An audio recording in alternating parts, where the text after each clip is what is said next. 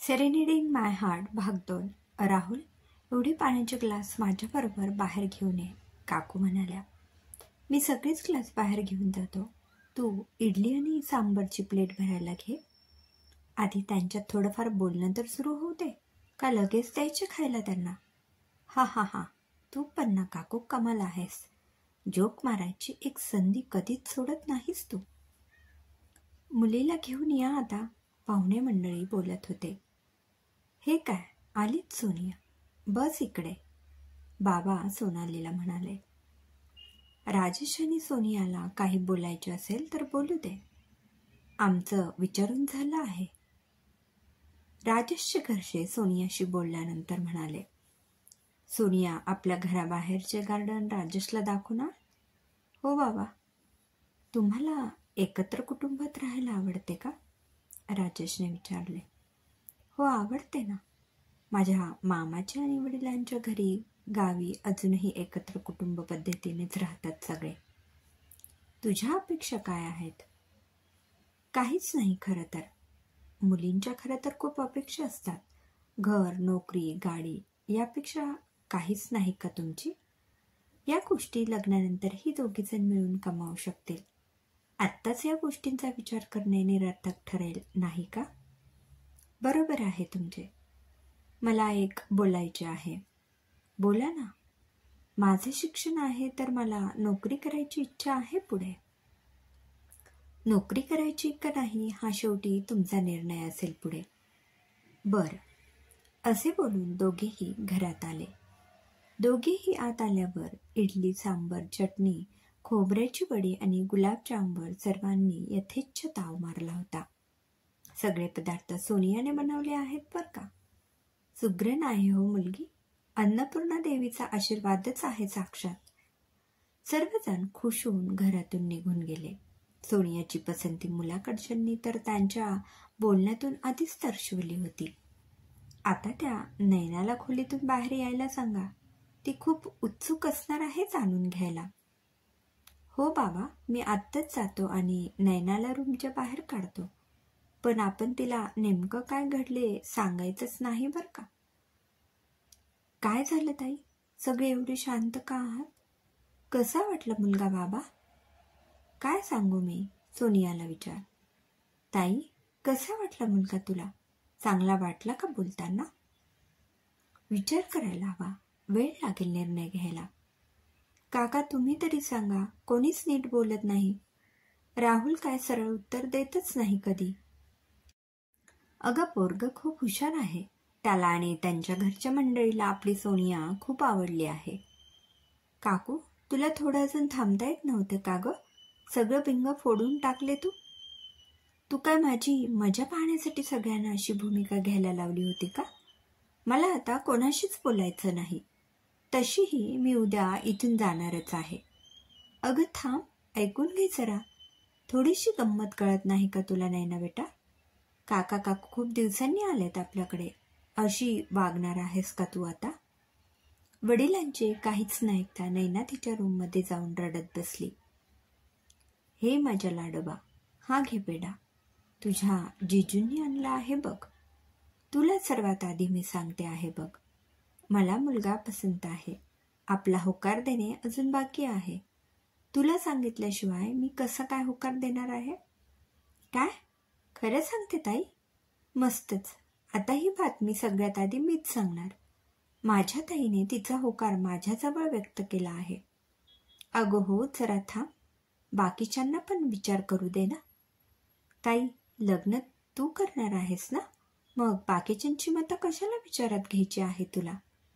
असं नाही चालत नाही ना. लग्न केवळ 2 माणसांचे नसते. 2 कुटुंब एकमेकांना जोडली जातात. त्यामुळे सर्वांचा होकार अपेक्षित आहे. बरं माझी माता राणी, चल आता बाहेर जाऊया. एका मिनिटात लगेच तुझा राग रुसवा गायब झाला का ग? तुला काय करायचंय रे? आणि आता माझा भांडण्याचा अजिबात मूड नाहीये. मी अतिशय आनंदाची बातमी आता सांगणार आहे. तुला सुट्टी वगैरे वाढून तर दिली नाही ना अजून?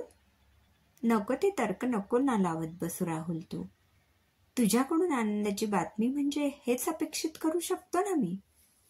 अरे ते जाऊ दे, ऐका. ताईने आज आलेल्या मुलाबाबत पसंती दर्शवली आहे. तिचा होकार आहे बाबा. अगं वाटलंच होतं मला. सकाळीच पूजा करताना देवाने उजवीकडे फूल पाडून शुभशकुनच घडवला होता बघ. चला आता तयारीला. आम्ही आजच निघतो. सगळी कामं पटकन उरकून आता लगीन घरीच राहायला यावं लागणार. काका काकू तुम्ही आणि माझी भावंड असल्याशिवाय घर भरल्यासारखं वाटणारच नाही. आणि लग्नात काय काय करायचं हे मला थोडीच माहीत आहे. तू नको काळजी करूच, मी आहे ना, सगळे सांभाळून घेईल. सोबतीला जावा मामी मावशा आहेच की, त्या पण आहेत मदतीला. काही चुकलं तर सांगतील त्या. बाबा पाहुण्यांना होकाराचे सांगून टाका, राहुल बाबांना सांगत होता. मुलगा तर 100 नंबरी सोनं आहे, पण तरीही तिथे जवळपास राहणाऱ्या आपल्या नातेवाईकांना सांगून चौकशी करायला हवी. वेळ लागला तरी चालेल होकार द्यायला. शेवटी मुलीच्या आयुष्याचा प्रश्न आहे. तुमचे बोलणे पटत आहे बाबा मला. उगाच घाई करण्यात अर्थ नाही.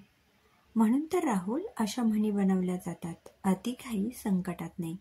तुला प्रत्येक गोष्टीची घाई असते. नैना राहुलला चिडवत बोलत होती. बरं आता नको ती चर्चा. बाबा योग्य निर्णय घेतीलच. नैना उद्या तुला निघायचं आहे.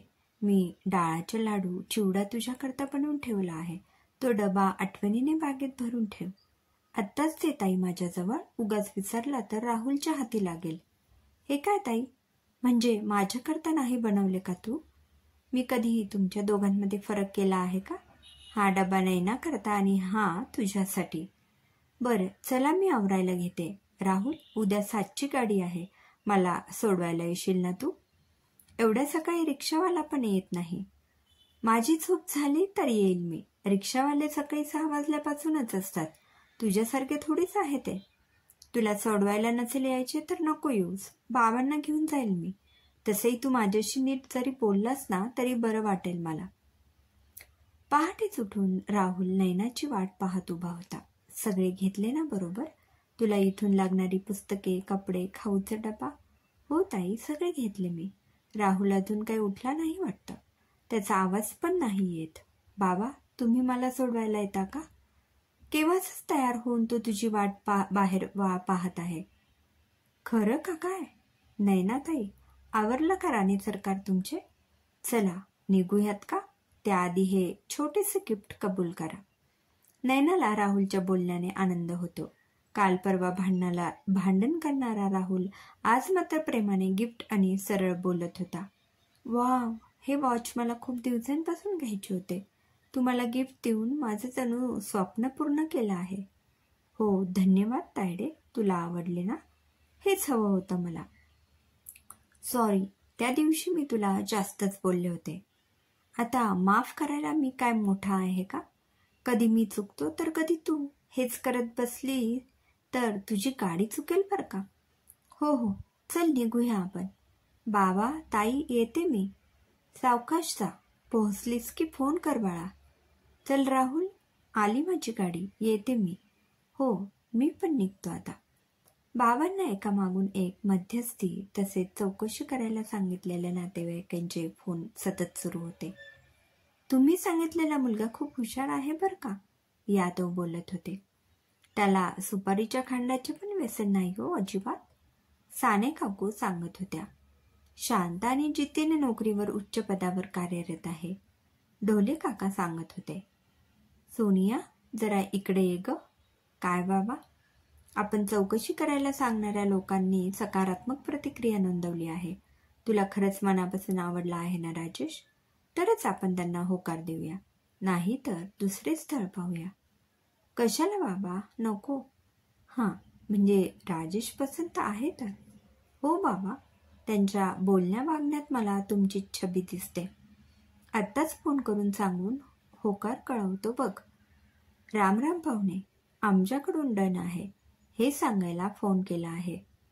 तुमच्याच फोनची आम्ही सगळे वाट पाहत होतो. आम्हाला तशी कल्पना होतीच तुमच्याकडून हो असेच उत्तर येणार. आता मग एखादा चांगला मुहूर्त काढून साखरपुडा आणि लग्नाची तारीख काढून घेऊया. साखरपुडा घरगुतीच करूया आपण. लग्नाचा वार धुमधडाक्यात उडवून देऊ की. तुम्ही म्हणाल तसेच करूया. आमच्या घरच्या अंगणात मंडप टाकून साखरपुडा करूया. गुरुजींना लग्नाचा मुहूर्त पण काढायला सांगूया. नैनाला आधीच फोन करून सांग. साखरपुडा आणि लग्नाची तारीख ठरली की यावं लागेल घरी. कॉलेजात तसे आधीच सांगून ठेव म्हणावं. बाबा, नैनाताई कॉलेजला गेलीये खरी, पण तिचं सगळं लक्ष आपल्याकडे लागलेलं असेल. सोनिया ताईला सकाळपासून 10 वेळा फोन करून झाला तिचा. काय घडले, काय चालले, अशीच उत्सुकता तिला तिच्या लग्नाकरता राखून ठेव म्हणावं. आता आपल्याला खरेदीचं नियोजन करावं लागणार बाबा. बरोबर आहे तुझे. नातेवाईकांना, माम्या, मावशा, चुलत्या, आत्या सगळ्यांकरता साड्या घ्याव्या लागणार. बाबा, सगळ्यात महत्वाचा ताईचा बस्ता आहे. तू झाला की बाकीच्यांची पाहूया. सगळे होईल व्यवस्थित. कोणीही नाराज नको व्हायला. सगळेजण वापरतील अशा सुद्धाच्याच साड्या घेऊ आपण. महाग पडल्या तरी चालतील किमतीत. मग आपल्या घरातलं पहिलंच लग्न आहे. धुमधडाक्यातच झालं पाहिजे. बाबा, इतके पण नको खर्च, जेणेकरून तुम्हाला पुढे जाऊन त्रास होईल. माझ्यानंतर अजून नैनाचं लग्न आहे. परत आपल्याला आपल्या घराकरता लक्ष्मी देखील आणायची आहे. तू नको चिंता करू त्याची. तू आता फक्त आनंदात राहायचं. स्वयंपाकघरात पण फिरकायचं नाही. आता आराम करायचा. मी तुझ्या आजीला गावावरून बोलावून घेतले आहे. ती तिच्या सोबतीला बकुळाला पण मदतीला आणणार आहे. बकुळा मावशी येणार. मग काय, जे हवं ते खायला करून देणार. तुम्ही चांगली युक्ती काढली. दुसऱ्या दिवशी, सोनिया, आले ग बाळा मी. एवढीशी होतीस बाहुलीसारखी तू. आता तुझे लग्न होणार. मला भरून आले बघ. डोळ्यातले पाणी पदराने पुसत आजी सोनियाला म्हणत होत्या. आजी, काय ग तू आल्या आल्या सुरू झालीच. जरा बस, थोडा वेळ पाणी घे. नाहीतर तुझे अश्रू बघून मला पण रडायला येईल बर का. नको नको लेकरा, तू नको रडूच. तुझी आई गेल्यापासून घराला तुझ्या आईच्या मायेची ऊब दिलीस. आता कुठे तुझ्या आयुष्यात सुख आले. आता तू फक्त हसायचं आणि आनंदात राहायचं. आजी, आणि काम कोण करणार ग. आता तर लग्नाचं काम तुला तर माहितीच आहे किती असतात ते. अगं मग ही बकुळा कशासाठी आहे. तिला मुद्दामच घेऊन आले मी. ताईसाहेब, मला एकदा किचनमधले सगळे सामान, भांडी दाखवून द्या. म्हणजे तुम्ही आराम करायला निवांत आहात बघा. तुमच्या मदतीला आहेच की मी. सारखा आराम करून थोडीच चालणार. सोनिया, साखरपुड्याची तारीख निघाली बर का. 2 महिन्याचा मुहूर्त आहे. राहुल, बरं झालं तू आलास. नैनाला फारसा त्रास देता येणार नाही. तिचं कॉलेजचं शेवटचं वर्ष आहे ना. बाबा, तुम्ही नका टेन्शन घेऊ. मी आणि माझे काही मित्र आहेत सोबतीला. खंबीर असा तरुणाईचा दोष पाहून मला पण धीर येत आहे रे बाबांनो काम करायला. किचनमधून आवाज देते आजी बोलत होती. आजी, तू तो अभी भी जवान है, हम तो कुछ भी नहीं. राहुल आजीला आवाज देत बोलत होता. बरं, चला नैनाला बोलून घ्या. खरेदी करायला लागेल ना परत. सोनियाला साडी, नैनाची जास्त तयारी असणार बघ. आई, अगं तिला सांगून ठेवूया. पण तिला लवकर नको बोलवायला. तिचं महत्वाचं वर्ष आहे. ती आत्ताच सोनियाला पाहुणे बघायला आले तेव्हा येऊन गेली होती. तिला मी फोन करून सांगतो. साखरपुडा तर आहे, आदल्या दिवशी ये. हॅलो नैना, अगं सोनियाच्या साखरपुड्याची तारीख फिक्स झाली. 2 महिन्यानंतरचा मुहूर्त आहे. तू तशी सुट्टी घेऊन ये 1 दिवस आधी. हे काय बाबा, तायडीचा साखरपुडा आहे. मी 1 दिवस नाही तर 8 दिवस आधी येणार आणि सगळी कामं करू लागणार आहे. शिवाय मला पण खरेदी करायची आहे बाबा. अगं पोरी, मला वाटलंच होते तू असंच करशील. अभ्यासाकडे लक्ष दे. परीक्षा पण जवळ आली आहे तुझी. चांगल्या मार्कांनी पास व्हायला हवीस तू. बाबा, मी माझा अभ्यास सांभाळून ताईच्या साखरपुड्याची सगळी तयारी करणार. प्लीज बाबा, मी 8 दिवस आधीच येणार. येऊ द्या ना. बरं ढंपे, कर तुझ्या मनासारखं. बाबा, किती दिवसांनी तुमच्या तोंडून हा शब्द ऐकला आहे. बरं, चल ठेवतो आता फोन. आजी बोलावते आहे तुझी. आजी कधी आली बाबा. अगं 4-5 दिवस झाले. सोबत बकुळा मावशी पण आली आहे. बरं झाले, ताईच्या मदतीला आली आहे ती. हो, चल आता खरंच ठेवतो फोन मी. अरे पाहुणे मंडळी, या ना. बकुळा मावशी, पाणी आणा. आधीच फोन करून सांगायचं ना. जेवण बनवलं असतं. नातेवाईकाचे लग्न होते जवळच. म्हटले तुमची भेट घ्यावी. पुढच्या महिन्यात साखरपुडा आहे. त्याकरता काही तुमच्याकडच्या पद्धती आमच्या कशा यावर सविस्तर समोरासमोर बोललेलं बरं नाही का. काय तुम्ही सांगाल तसे करूया की. ही माझी आई आहे आणि या आमच्या बकुळ्या मावशी. नमस्कार आई. पाहण्याच्या कार्यक्रमाला नव्हत्या का तुम्ही? आईची तब्येत नेमकी तेव्हा बिघडली होती, म्हणून तर साखरपुड्याकरता 2 महिने आधीच बोलावून घेतले. लग्न होईपर्यंत आईंना इथेच ठेवून घ्या, कारण मी अजून एक आनंदाची बातमी घेऊन आलोय. थांबा थांबा, आम्ही आजच आजींनी बनवलेला मोतीचूरचा लाडू घेऊन येते, त्यानंतर तुम्ही आनंदाची बातमी सांगा आम्हाला. बकुळा किचनच्या दिशेने जात पाहुण्यांना उद्देशून बोलत होती. बरं ऐका आता, आमच्या गुरुजींनी लग्नाचा मुहूर्त साखरपुड्यानंतर बरोबर 3 महिन्यांनी सांगितला आहे. काय सांगताय? मनतला बोलला अगदी. एवढ्या कमी वेळात तयारी होईल का आपली? आजी पाहुण्यांकडे पाहत बोलत होती. अहो तयारी काय, फक्त मुलगी आणि नारळ द्यायचा, बाकी बस्ता आपण सोबत बांधूया. देण्याघेण्याच्या साड्या आणि टोपी टॉवेल आमचं एक होलसेलचं दुकान आहे मित्राचे, पसंत पडले तर तिथूनच घेऊया. चालेल ना. साखरपुडा झाला की आपण लगेच लग्नाच्या तयारीला लागूया. चला आता येतो आम्ही, भेटूया साखरपुड्यालाच. साखरपुड्याची तारीख जवळ येत होती तशी सोनिया स्वतःच्याच विश्वात जगत होती. मध्येच मनात हसत होती. हे आजीच्या नजरेतून सुटले नव्हते. साखरपुडा अवघा आठवड्यावर येऊन ठेपला होता. खरेदी बाकी होती. आजी, तायडे, मी आले. गुणाची बाय माझी, राहून राहून तुझीच आठवण काढत होते बघ सारखी मी. आता आले ना मी, चिंता नको करू. तुला कोणत्या रंगाची साडी घ्यायची आजी? मी तुला आणि मला सेम रंगाची साडी घेणार आहे. अगं माझं काय मध्येच, जिथं साखरपुडा आहे तिला विचारशील का नाही? तायडे, कधी जायचे खरेदीला? अगं यांचा फोन आला होता, साडी आणि अंगठी घ्यायला ते उद्या येणार आहेत. बोलले सोबत जाऊन खरेदी करूया. यांचा फोन का? आम्हाला कोण विचारते बाबा आता. जा तू, मी आणि आजी दोघी जातो शॉपिंगला मग.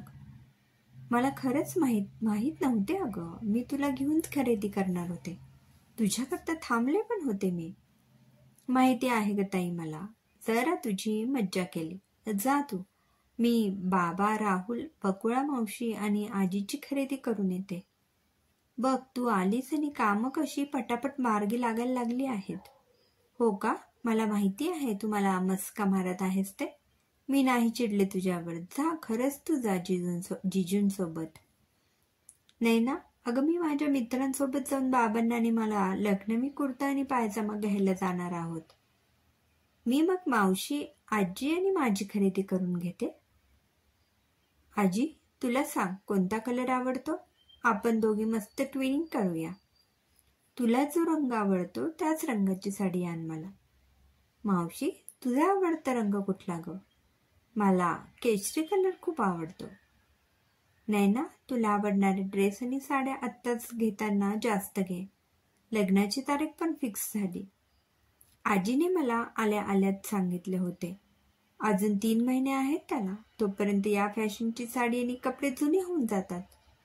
बरं, तुला हवं तसं कर, पण अभ्यासाचे तेवढे लक्षात असू दे. हो बाबा, नका टेन्शन घेऊ तुम्ही. अभ्यासाची देखील जोरदार तयारी चालली आहे माझी. आता मला ताईचा साखरपुडा एन्जॉय करायचा आहे. बरं बरं, जा तुम्ही खरेदीला. लवकर या. आणि आजी नाही येत सोबत? मावशी आणि मी जातो. काकू आणि काकांना पण कपडे घेऊन येतो आम्ही. काही वेळानंतर. अगं काय ग, एवढ्या पिशवी घेऊन आल्यात? काय आणले त्यात एवढे? अगं मावशीची आवडती केशरी साडी खूप सुंदर मिळाली बघ.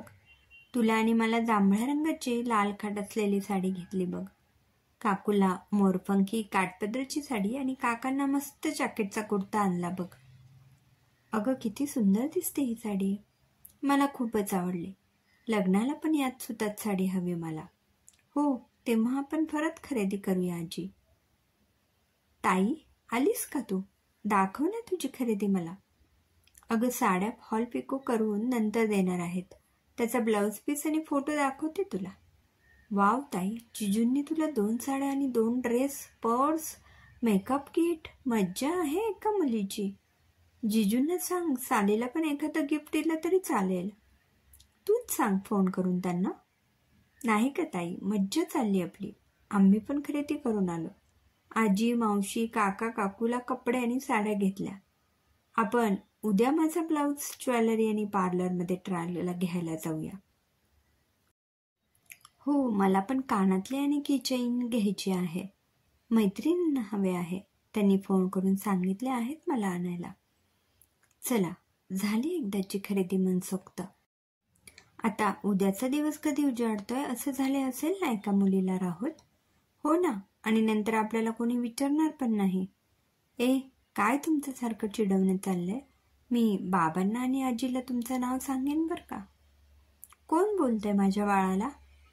सासरी गेल्यावर आम्हाला विसरू नको बरं का. बाबा, आता तुम्ही पण सुरू झालात का? ये ग माझ्या दुधावरची साय, तुझी दृष्ट काढते बघ मी. कशाला चिडवता तिला? तुम्ही सगळे एका बाजूला आणि माझी आजी एका बाजूला. आता कसं वाटतंय आजीने रागवल्यावर?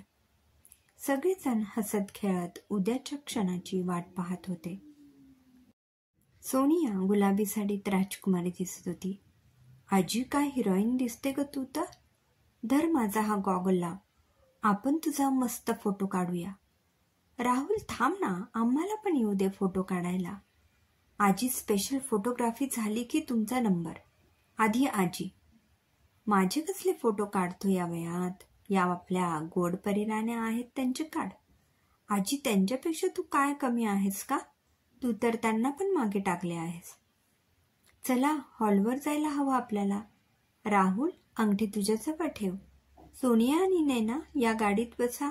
आजी, मावशींना पण घ्या. काका, राहुल आणि काकू, आम्ही येतो मागच्या गाडीतून. उशीर नका करू बाबा. अगं, गाड्या एका मागून एकच येणार आहेत. या राजेशराव, स्वागत आहे आपले. चला, मुहूर्तावर साखरपुडा झाला पाहिजे. नवरा मुलगा आणि नवऱ्या मुलीला इथे उपस्थित राहायला सांगा. पुजारी काका हाक मारून बोलवत होते. हे काय, आलेच दोघे, राहुल सांगत होता. पूजा संपन्न झाली. आता दोघांनी एकमेकांना अंगठी घालून कार्यक्रम पार करूया, पुजारी काका सांगत होते. जिजू, ताईला गुडघ्यावर खाली बसून अंगठी घाला, नैना बोलत होती. हो सालीजी, तसंच करणार होतो मी. टाळ्यांच्या कडकडाटात साखरपुड्याचा कार्यक्रम पार पडला होता. सर्व नातेवाईक फोटो काढायला राजेश आणि सोनिया भोवती गर्दी करत होते. अगं नैना, बास झाले. त्या दोघांना फोटो काढू देशील की नाही? तू शांत बस, मी काढणार फोटो. अजून आहे की वेळ त्या दोघांना फोटो काढायला. क्रमशः लेखिका प्रज्ञा बोराडे.